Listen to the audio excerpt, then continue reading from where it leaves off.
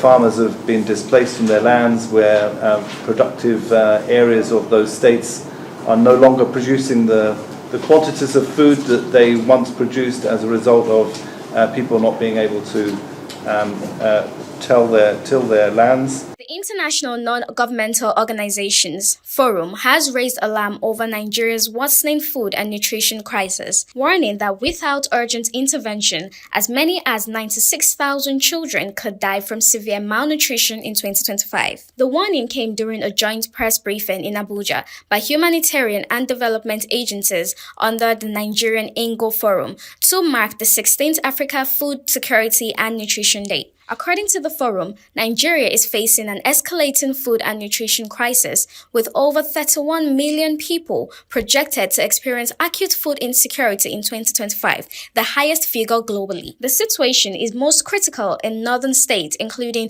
Adamawa, Borno, Katsina, Sokoto, Yobe, and Zamfara, where an estimated 600,000 children are at risk of severe acute malnutrition between October and December this year. Speaking during the event, Duncan Harvey, country director Save the Children International, attributed the looming crisis to inflation, insecurity, and climate change. What are some of the causes of this?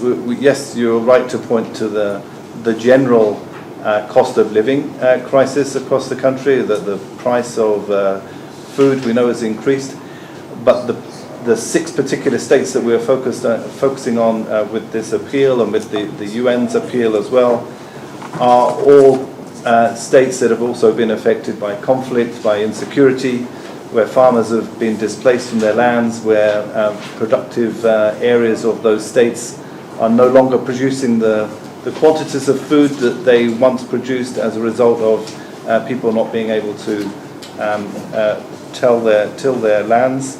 And obviously people who are displaced, people who are living in IDP camps or who are living in temporary shelter, are also not as productive when it comes to farm production, and they're more vulnerable and they're more reliant on, let's say, what they can afford to buy in the marketplace rather than producing the food themselves.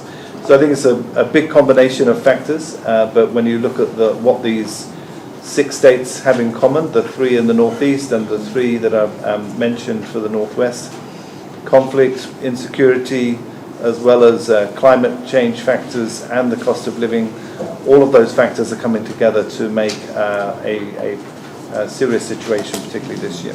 Similarly, Thierno Sanbadialo, country director Action Against Hunger, cited a new joint report by the World Food Programme and the Food and Agriculture Organization, projecting that over 31 million Nigerians could face severe food insecurity during the 2025 lean season. He revealed that more than 5.4 million children are already malnourished, with 3.5 million under 5 suffering from severe acute malnutrition and 1.2 million requiring urgent life-saving treatment. Hunger is not just a risk, it's a crisis of rights. Food security and nutrition must be treated as non-negotiable for children's survival, their growth, and future productivity. No child should die from any preventable cause such as hunger, malnutrition, or any illness. So from October to December, an estimated 600 children under the age of 5 will be at the risk of severe acute malnutrition. And when we say at the risk, meaning they risk losing their lives in 6 states in northern Nigeria, northeast and northwest, including Adamawa, Borno, Katsina, Sokoto, Yobe, and Zamfara.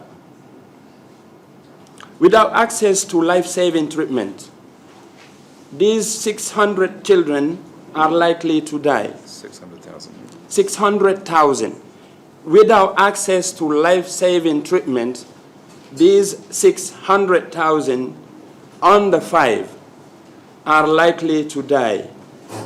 This is over 1,000 children dying per day, and we can prevent this. The forum called on the Nigerian government, international donors, and partners to scale up funding for therapeutic foods, support local food production, and strengthen social safety nets for vulnerable families. They also urged for stronger political commitment to ensure that nutrition is treated as a fundamental human right. As humanitarian and development agencies, we are calling on government, donors, friends of Nigeria and partners to please deliberately make funds available for life-saving nutrition commodities like the ready-to-use therapeutic food and therapeutic milk locally produced and proven to save lives.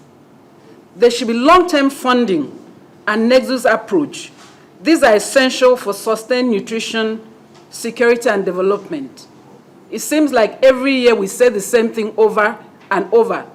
Children are dying. Can we have in place long-term solution to this crisis that keeps hurting us every year? We are asking that there be stronger political commitment and policy enforcement to treat food and nutrition security as a fundamental human right.